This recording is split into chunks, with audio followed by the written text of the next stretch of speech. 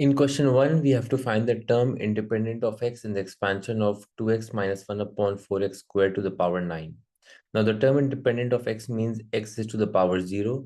Now, the expansion formula for a plus b to the power n is a power n plus nc1, a power n minus 1, b to the power 1, plus nc2, a to the power n minus 2, b to the power 2, and so on.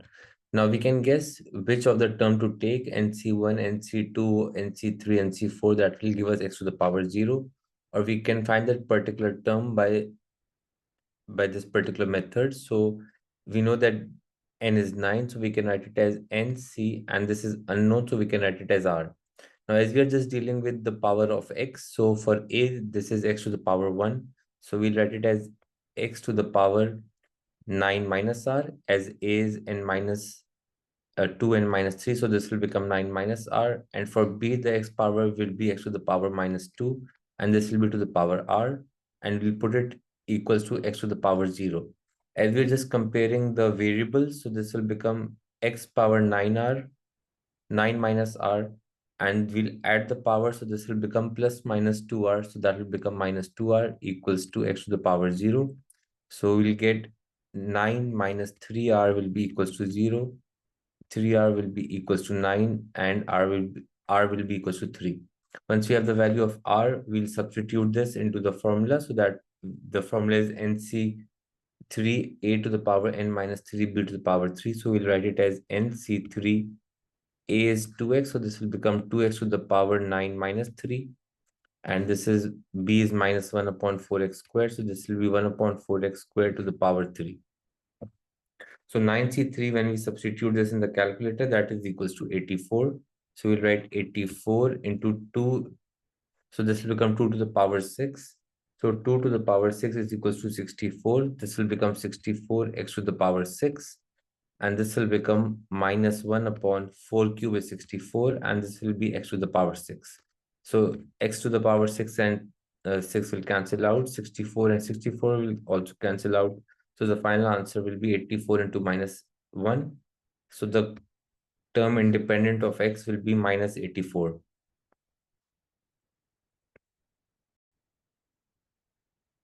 In question 2, a function f is defined by f of x equals to 4 minus 5x. In part 1, we have to find an expression for f inverse and then find the point of intersection of the graph y equals to f of x and y equals to f inverse of x. Now, to find f inverse, in the first step, we'll write y in place of f of x. In the next step, we'll exchange the values of x and y. So this will be x equals to 4 minus 5y. Rearranging, this will become 5y equals to 4 minus x.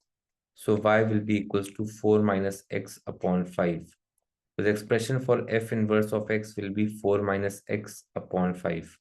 Now, to find the point of intersection, we'll equate the two expressions for f of x and f inverse of x. So this will be 4 minus 5x is equals to 4 minus x upon 5. Cross multiplying, we'll get 20 minus 25x is equals to 4 minus x. Taking 25x on the other side, we'll get 20 minus 4 is equals to minus x plus 25x. So this will be 16 is equals to 24x, and x will be 16 upon 24, which is equals to 2 upon 3. To find the y coordinate, we can substitute the x value into any one of the expressions. So using the expression for y equals to 4 minus 5x, which is basically f of x, substituting x equals to 2 upon 3, we will get 4 minus 10 upon 3. So 4 minus 10 upon 3 will become 12 upon 10, which is 2 upon 3. So the point of intersection will be 2 upon 3, comma 2 upon 3. In part 2, we have to sketch on the same diagram the graph of y equals to f of x and y equals to f inverse of x, making clear the relationship between the graphs. Now, the graphs of y equals to f of x and y equals to f inverse of x are basically mirror images in the line y equals to x. So in the first step, to sketch the graph of y equals to f of x, we know that f of x is equals to 4 minus 5x. Now, taking value of x as 0, f of x will be equals to 4 minus 0, so that will be equals to 4. So we can draw it up here as 4, 0 and 4 will be a pair. And we already know that one of the coordinates will be 2, comma 3 and 2, comma 3 and 2, comma 3. So let's say these are the points 1 and 1. So let's say this will be the point 2 upon 3 and 2 upon 3. So joining these 2 points, this will be the graph of y equals to f of x. For f inverse, the x and y values switch around. So for f inverse of x, the point we can take is x value will be 4 and f of x value will be equals to 0. And this 2 comma 2 upon 3 and 2 upon 3 is a common point. So let's say this is the point 4 and 0.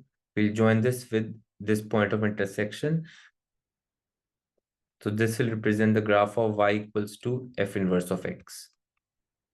Now the relationship between the two graphs is that they are images or reflection in the line y equals to x. So we'll make a line through the point of intersection and label it as y equals to x.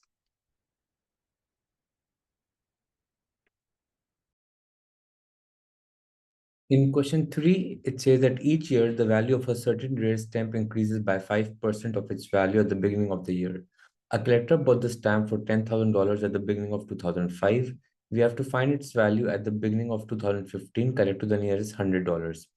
Now, as the increase is in percentage, then it means it will be a geometric progression.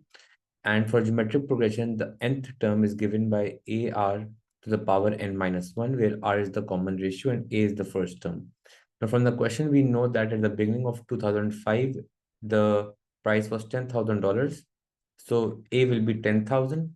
And to find common ratio, as it is increasing by 5% each year, so let's say if it is 100% at the beginning or the original value, after increase, it will become 105. So the common ratio will be 1.05.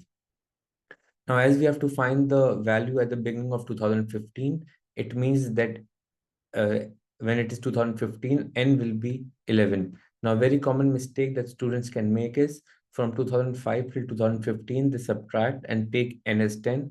However, if we also count 2005, including a value of 2005, till 2015, that will be the 11th year. So now substituting this in the formula AR to the power n minus 1, this will become 10,000 into 1.05 to the power 11 minus 1. Substituting this in the calculator, 10,000 multiplied by 1.05 to the power 10, the answer will be $16,288. $16,288.9. As we have to give our answer correct to the nearest 100, so as it is 288, we'll round it off to 300. So the final answer will be $16,300 for the price at the beginning of 2015.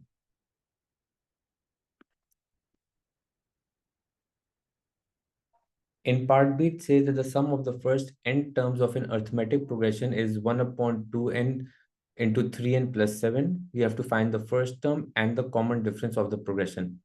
Now, there are different ways we can go about this question. As we have to find the first term and the common difference, and we know that the formula for sum is n upon 2 into 3n plus 7. We can start off by taking n as 1, as that will give us the first term. So taking n as 1, we'll get 1 upon 2 into 3 into 1 plus 7. So 3 plus 7 is 10 and 10 divided by 2 will be 5. So as n is 1, which means that the value of a or the first term that will be equal to 5. And then substituting n equals to 2. So substituting n equals to 2, which will give us the sum of the first two terms. So that will be equals to 3 into 2 plus 7. 2 and 2 will cancel out. So the sum of the first two terms, that will be equals to 6 plus 7, which is 13. Now, as the sum of the first two terms is 13, so for the second term, to find the second term, we can first write that will become 13 minus 5, which will be equals to 8. Now, as the second term is 8, so the common difference will be 8 minus 5, the second term minus the first term, which will be equal to the third, which will be equal to 3. Another way we can approach this question is by comparing the formula for sum with the expression given. So we know that the expression for the sum of n terms is n upon 2 into 2a. plus n minus 1 into d. And the expression in this question was n upon 2 into 3n plus 7. So n upon 2, n upon 2 will cancel out. Expanding this expression, this will become 2a plus, so d multiplied by n will be nd minus d equals to 3n plus 7. Now comparing the coefficients on both the side, the coefficient of n on the left hand side, it is d, and on the right hand side, it is 3. So we can say that d will be equals to 3. And the constant term will be on the left hand side, it is 2a minus d, and that will be equal to 7. So writing 2a minus d equal to 7, we already know the value of d, which is 3. So that will be 2a minus 3 equals to 7. 2a will be equals to 10. And again, you'll get the value of a as 5. So the value of a will be 5, and the common difference d will be equals to 3.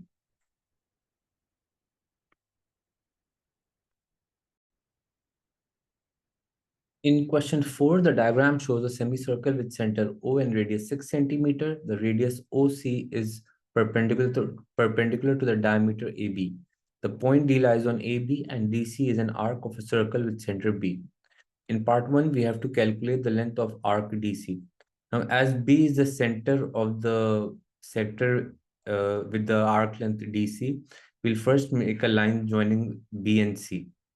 So once we have made this line, it means that this will also be the radius. BC or BD is the radius of the circle with center B, of the sector with center B. Now to find this length, we know that as OB is 6, OC is also the radius, so this will also be 6. So in the first step, we can find BC by using Pythagoras theorem, which will be BC squared will be equals to 6 squared plus 6 squared. So BC squared will be equals to 36 plus 36, which is 72. So the length of BC will be square root of 72. Now, as OC and OB are of the same length, it means angle OBC and angle OCB will be the same. So we can say that angle OBC will be equals to pi upon 4, or we can say pi upon 2 divided by 2. So the angle OBC will be equals to pi upon 4. So once we have the angle and the radius, to find the arc length, we use the formula S is equals to R theta. So this we already have the radius, which is square root of 72, and the angle will be pi upon 4. Simplifying this, we can write 72 as square root of 36 multiplied by 2 multiplied by pi upon 4. Square root of 36 is 6, so this will become 6 square root of 2 into pi upon 4. Simplifying this, we'll get 2 root 3. So this will be 3 root 3 pi upon 2. And this will be 2 in the bracket up here. So this will be a 3 root 2. So this will become 3 root 2 pi upon 2 for the arc length DC.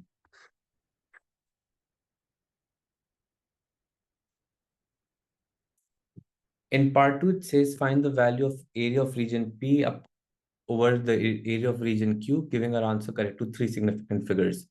Now to find the area of region P, we'll first find the area of region Q. To do that, we'll have to find the area of the sector DCB and then subtract it from the area of the quarter circle. So to find the area of region Q, first we'll find this total area. Now to find this total area, we can find the area of the triangle OBC. So in the first step, finding the area of triangle OBC,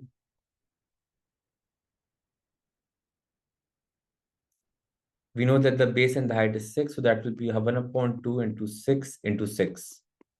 So that will be equals to 18 centimeters squared. In the next step, finding the area of the sector BDC. So area of sector BDC will be equals to, we know that the formula for area of sector is 1 upon 2 r squared theta. We already know that the radius is square root of 72. So that will become square root of 72 whole squared multiplied by the angle, which is pi upon 4.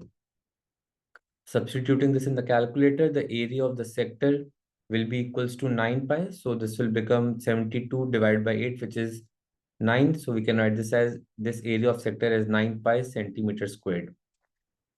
Once we have the area of the triangle and the area of the sector, to find the area of Q, we can just subtract the area of the sector from the area of the triangle. So area of region Q will be equals to, area of Q will be equals to 9 pi minus 18 centimeter squared. To find the area of region P, so if we have the area of region Q, we can subtract it from this quarter circle OAC. So to find the area of a quarter circle OAC, we have the radius, which is 6. So area of the quarter circle, which is OAC, we'll do pi r squared upon 4. The radius is 6, so that will become pi into 6 squared upon 4. That will become 36 upon 4, or 9 pi. Now, to find the area of region P, we'll subtract it from the area of region Q. So area of P will be the total area from the quarter circle, which is 9 pi, and we'll subtract it from 9 pi minus 18, which is the area of region Q. So 9 pi minus 9 pi, and this will become a plus 18. Cancelling this out, the area of region P will be equals to 18 centimeters squared. And as you have to give our answer in the form area of region P upon area of region Q. So the area of region P upon Q will be 18 divided by 9 pi minus 18, which was the area of region Q. Dividing this in the calculator, the final answer will be 18 divided by 10.274, which will be 18 divided by 10.274. The final answer will be 1.75.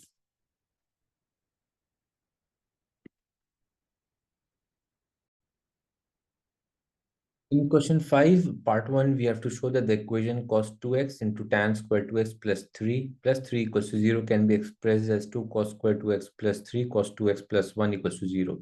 In the first step, we can replace tan square 2x with sine upon cos, as the identity is tan x is sine x upon cos x. So tan square x will be sine square upon cos x.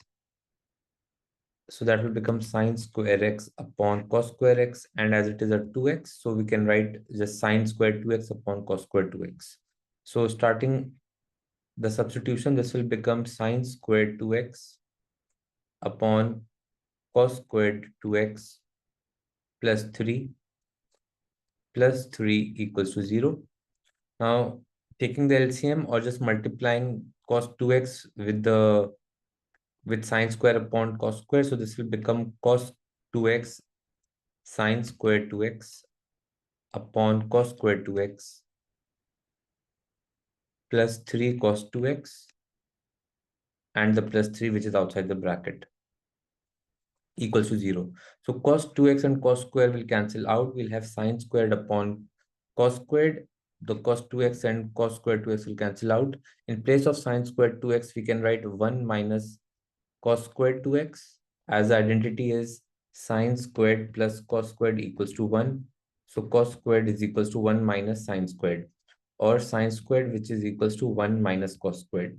So writing 1 minus cos squared 2x in place of sine squared 2x, we'll get 1 minus cos 2x upon cos 2x plus 3 cos 2x plus 3 equals to 0. Taking the LCM, we will get 1 minus cos squared 2x plus 3 cos squared 2x plus 3 cos 2x upon cos 2x equals to 0. Cross multiplying cos 2x with 0, that will become a 0. Minus cos squared 2x plus 3 cos squared 2x will become a 2 cos squared 2x. The plus 3 cos 2x will remain as it is, and the plus 1 will also remain as it is. So the final expression was 2 cos squared 2x plus 3 cos 2x plus 1 equals to 0.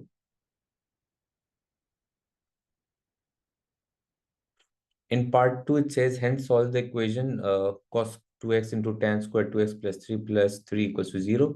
So we already have the form 2 cos squared 2x. So the form was 2 cos squared 2x plus 3 cos 2x plus 1 equals to 0. To solve this, we'll first factorize this. So factorizing, we'll get 2 cos squared 2x plus 2 cos 2x plus cos 2x plus 1 equals to 0. Taking 2 cos 2x common, so this will become 2 cos 2x bracket. So we'll have a cos 2x over here plus 1, and we'll add a plus, we'll take 1 common over here. So we'll get a cos 2x plus 1 equals to 0. Simplifying this, we'll get cos of 2x plus 1 and 2 cos 2x plus 1 equals to 0. So the two values of cos will be, so cos 2x will be equals to minus 1 and cos 2x will be equals to minus 1 upon 2.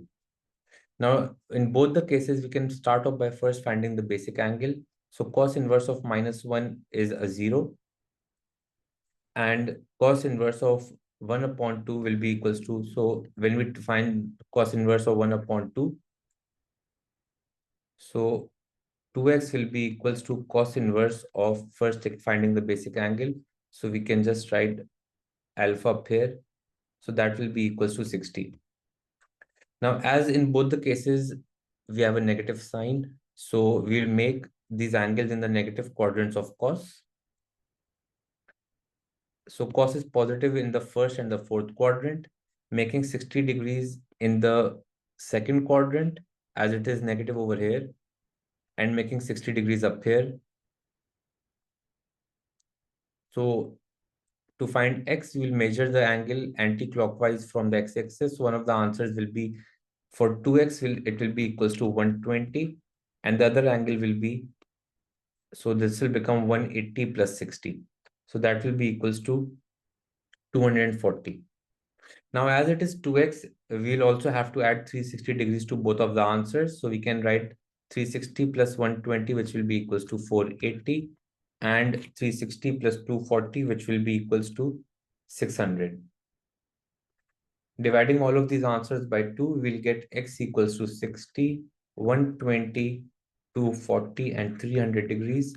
However, as the range was from 0 till 180 only, so the two values of x that we take from cos inverse of cos 2x is equals to 1 upon 2 is x equals to 60 and x equals to 120 only.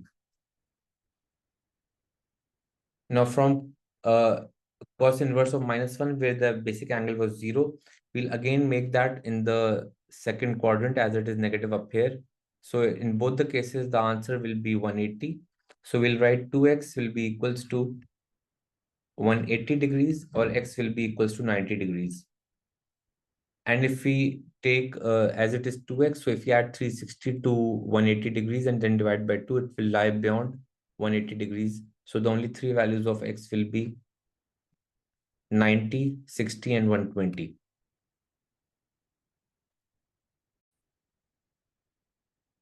In question 6, the function f is defined by f of x is equals to a plus b sine of x. For x is an element of real number such that f of 1 upon 6 pi equals to 4 and f of 1 upon 2 pi equals to 3. In part 1, we have to find the values of the constants a and b. Now, in the first step, we can substitute x equals to 1 upon 6 pi. So this will become a plus b sine of 1 upon 6 pi equals to 4. And in the second instance, the value of x is 1 upon 2 pi. So this will become a plus b sine of 1 upon 2 pi equals to 3. Sine of 1 upon 6 pi is half. So this will become a plus half b equals to 4. And sine of 1 upon 2 pi is 1. So this will be a plus b equals to 3. Simplifying, we'll get this as 2a plus b upon 2 equals to 4. And we can write this as 2a plus b is equals to 8. From the second equation, we can make b the subject and write it as b equals to 3 minus a. Now substituting this into the first equation, we'll get 2a plus 3 minus a equals to 8. Opening the bracket, this will become 2a plus 3 minus a equals to 8. So this will be 2a plus 3 minus a equals to 8. So a will be equals to 8 minus 3. The value of a will be 5. Once we have the value of a, we can substitute it into either one of the two equations. So substituting a into the equation b equals to 3 minus a. So b will be equals to 3 minus 5. B will be equals to minus 2.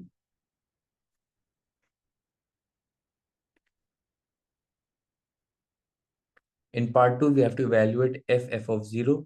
Now we know that f of x was equals to a plus b sine of x, and a was 5 and b was minus 2. So f of x was 5 minus 2 sine of x. To find f of 0, first we can find the function f of x. So in place of x in the function f, we'll replace it with 5 minus 2 sine of x. So this will become 5 minus 2 sine of 5 minus 2 sine of x. Now taking x equals to 0 to find f of 0, this will become 5 minus 2 sine of 5 minus 2 sine 0. So sine 0 is 0. We'll get f of 0 will be equals to 5 minus 2 sine of 5.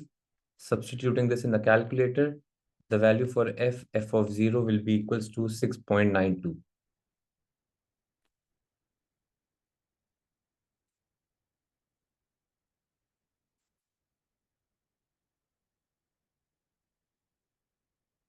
In part B, it says that the function g is defined by c plus d sine of x, and the range is minus 4 till 10. We have to find the values of the constant c and d. Now, if there are two ways we can go about this question. The maximum value, which is 10, and the minimum value is minus 4. So we can write c plus d can be equals to 10. And the difference of c and d will give us a minimum value. So this c minus d will be equals to minus 4. However, it is also possible that this d could be a negative. So in that case, the equation will be written as c minus d will be equals to positive 10 and c plus d will be equals to minus 4. Solving the two equations simultaneously. So in this case, d and d will cancel. 2c will be equals to 6 and c will be equals to 3. Now substituting c equals to 3 into either one of the two equations, I'll get c plus d equals to 10. As c is 3, so d will be 10 minus 3 and d will be equals to 7. Now we can directly write the other value of d, that could be minus 7. However, solving the other equation simultaneously, again we will get 2c is equals to 10 minus 4, which is 6. C will be equals to 3 again. And substituting c equals to 3, will get, so 3 minus d equals to is equals to 10 from the first equation. And then d will be equals to 3 minus 10, which is equals to, so d will be equals to minus 7. Now, another way that we can approach this question is by making a sine graph. Now, we know that sine starts from when x is 0, sine y is also 0. The maximum value is 10, so we can take, let's say, 10 up here, and the minimum value is minus 4. So the range of this function is from 10 till 4, which is 14. So the graph, to make the graph, we'll start off from the halfway point. So the halfway point of 10 and minus 4 will be positive 3. So if I add 10 plus 4 and divide by 2, halfway point is 7. So it will be 7 units above minus 4 or 7 units below positive 10. So the sine graph will be made like this. Or in the case where the d is negative, so in that case, it will be made like this. Now, as this point is at 3, we know that the amplitude is equals to positive 7, as it is the difference from the center part of the graph to the highest or the lowest part. So the amplitude we can write will be taken as 7. Or in the case where d is minus 7, or the sine graph is a reflection in the line y equals in the x-axis. So in that case, d will be equals to minus 7. And as the graph has moved 3 units upwards, which means that the value of c, which represents a translation in the y direction. So in this case, the value of c will be 3, as we can see that the graph has moved 3 units upwards. So c will be 3 and d will be 7 or minus 7. In question 7, points A and B lie on the curve y equals to x square minus 4x plus 7. Point A has coordinates 4, 7, and B is the stationary point of the curve. The equation of a line is y equals to mx plus 2, where m is a constant. In the case where line L passes through the midpoint of AB, we have to find the value of m.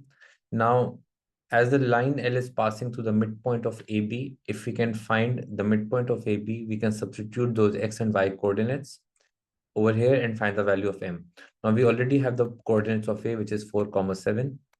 To find the coordinates of B, and then finding the midpoint. So to find the coordinates of B, B is a stationary point, which means at the stationary point, dy dx will be equals to 0. So first finding the dy dx, which will be equals to 2x minus 4. Putting it equals to 0, we'll get 2x minus 4 equals to 0, and x will be equals to 2. Once we have the value of x, we can substitute this into the equation of the curve to get the value of y.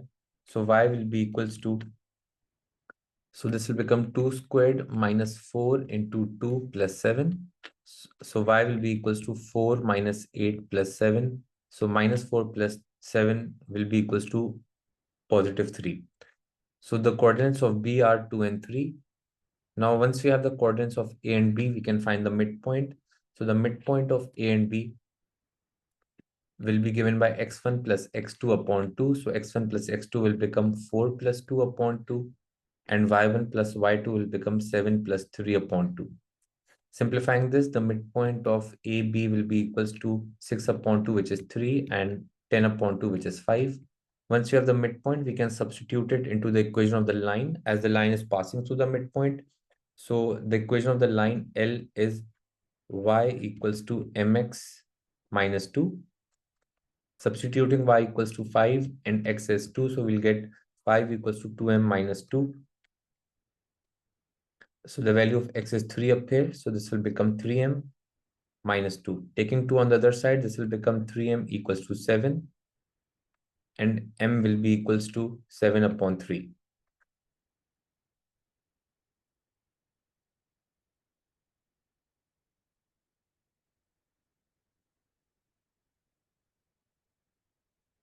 In part 2, it says find the set of values of m for which the line does not meet the curve.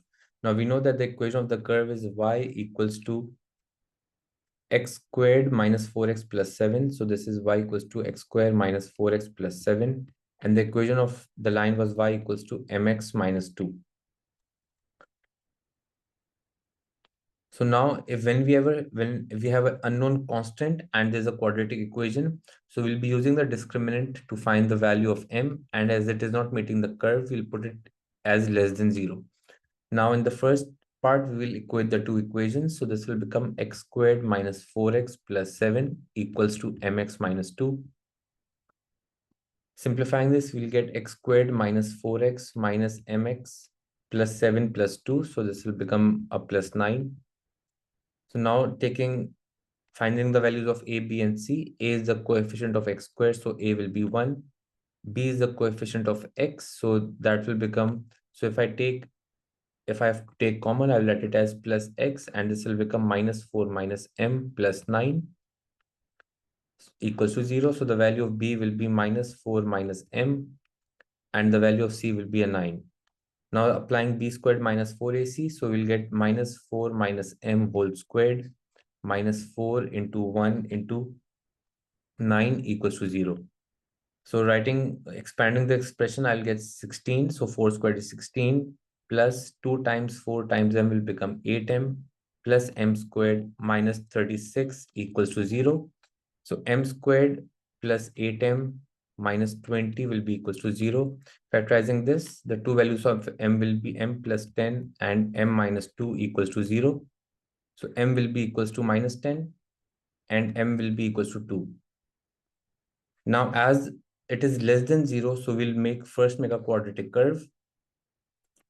This value is 2 and this value is minus 10. As b squared minus 4ac has to be less than 0, so we'll be taking values that are negative.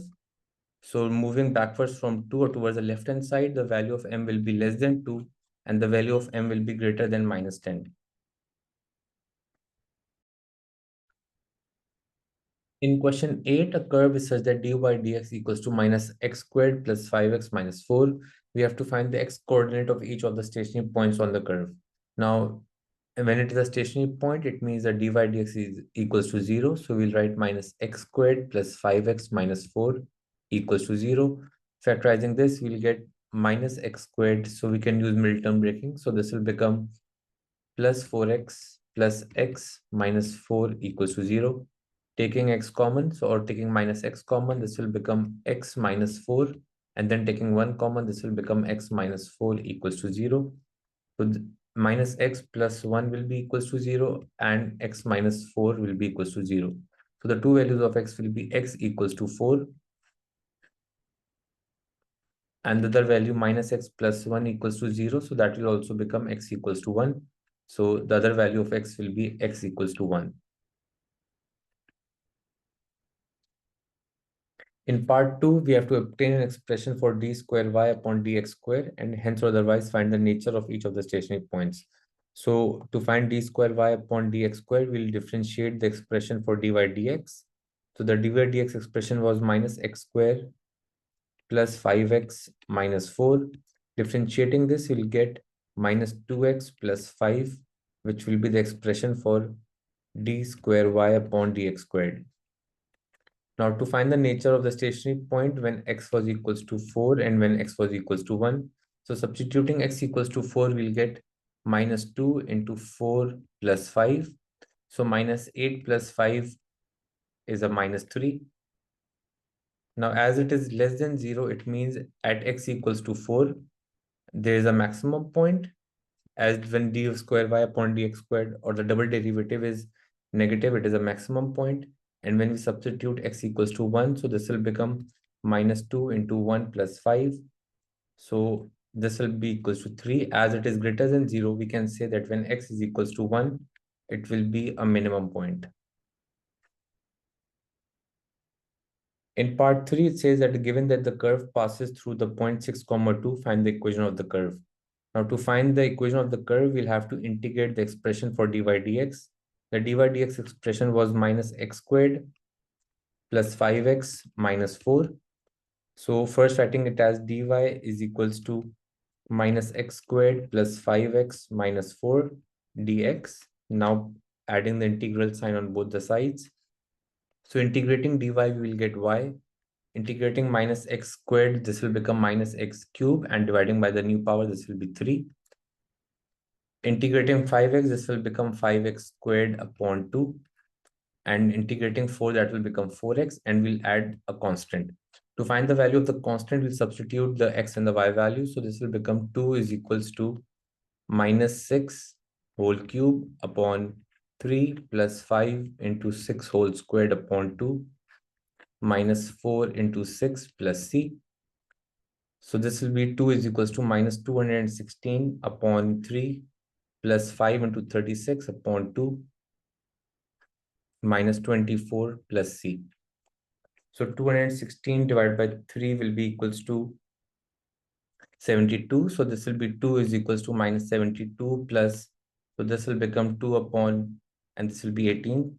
So 18 times 5 is a 90. So this will be minus 72 plus 90 minus 24 plus c. So minus 72 plus 90 minus 24 is equals to minus 6. So this will be 2 is equals to minus 6 plus c, and c will be equals to 2 plus 6, which is equals to 8. So we can finally write the equation as y equals to minus x cube upon 3 plus 5x squared upon 2 minus 4x plus 8.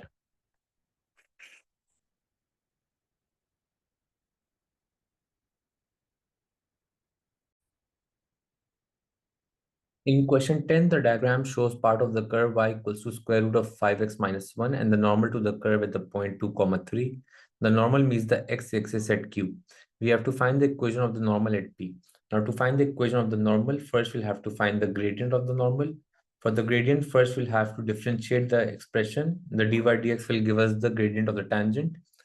So y is equals to square root of 5x minus 1. So we can write it as 5x minus 1 to the power 1 upon 2. Finding dy by dx, this will be equals to 1 upon 2 into 5x minus 1 to the power minus 1 upon 2 and multiplying it by the derivative of 5x minus 1. So that will become 5. So the dy dx will be, we can write it as 5 upon 2 into square root of 5x minus 1. Now as the value of x is 2 at point P, so at point P we can write it as, so the gradient will be dy dx will be dy dx at point P will be 5 upon 2 into 5 into 2 minus 1. So 5 into 2 is 10, 10 minus 1 is 9. So that will be 5 upon 2 into square root of 9, which is equals to 5 upon 6. Now this 5 upon 6 is the gradient of the tangent. So the gradient of the normal will be a negative reciprocal. So that will be equals to minus 6 upon 5. Once we have the gradient and we have a point on the normal, which is 2 comma 3, we can find the equation.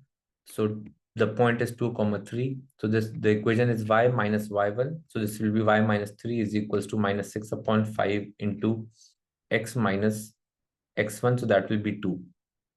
Cross multiplying, we'll get 5y minus 15 is equals to minus 6x plus 12. Taking 12 on the other side, 15 on the other side, we'll get 5y is equals to minus 6x plus 12 plus 15. So the final equation will be 5y is equals to minus 6x plus 27. Or we can make y the subject and write it as minus 6x plus 27 upon 5 for the equation of the normal.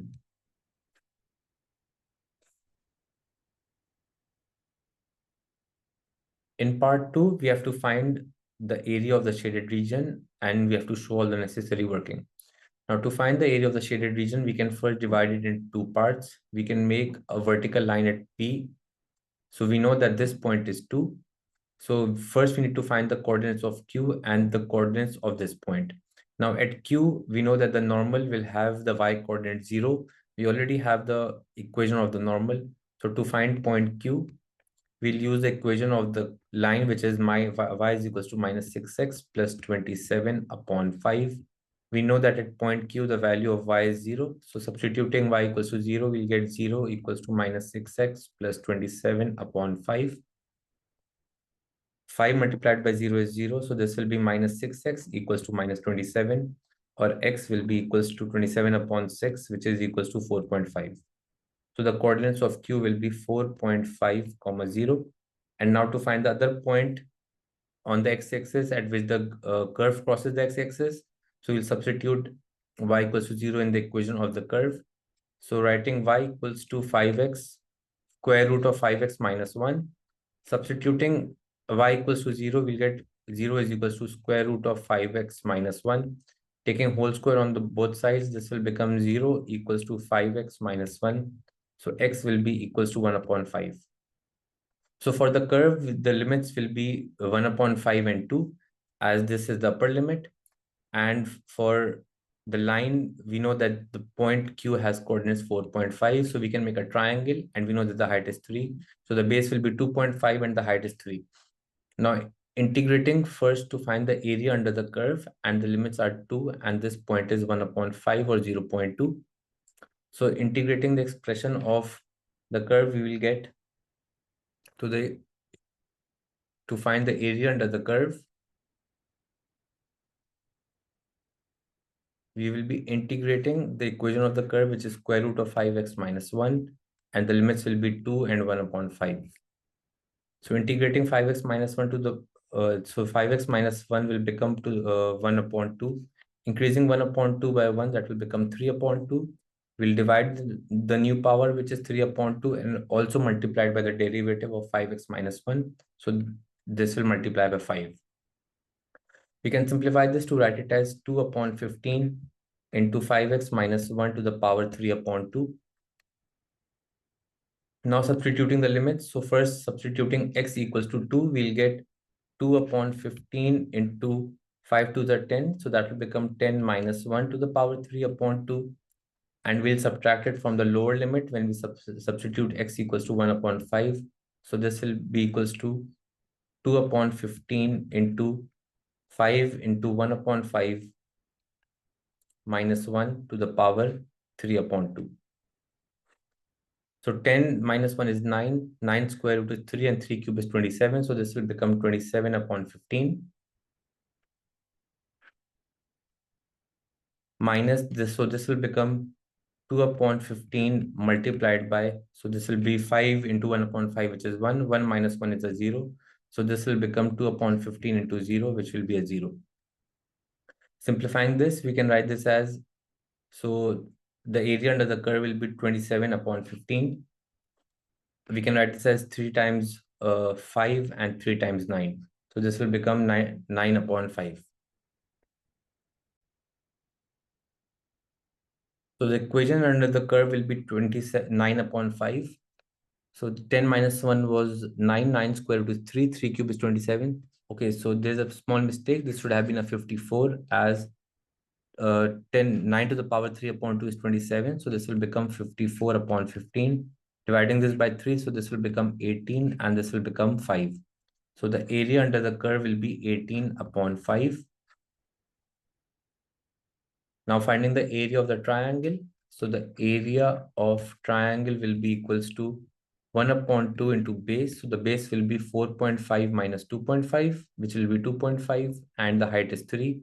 So this will be 1 upon 2 into 2.5 into 3. Substituting this in the calculator, the area of the triangle will be 3.75. So the total area will be the sum of the area of the triangle and the area of the area under the curve. So the shaded region will be equals to 18 upon 5. So 18 upon 5 in decimals is 3.6. So this will be 3.6 plus 3.75. So 3.6 plus 3.75, the final answer will be 7.35 for the total area of the shaded region.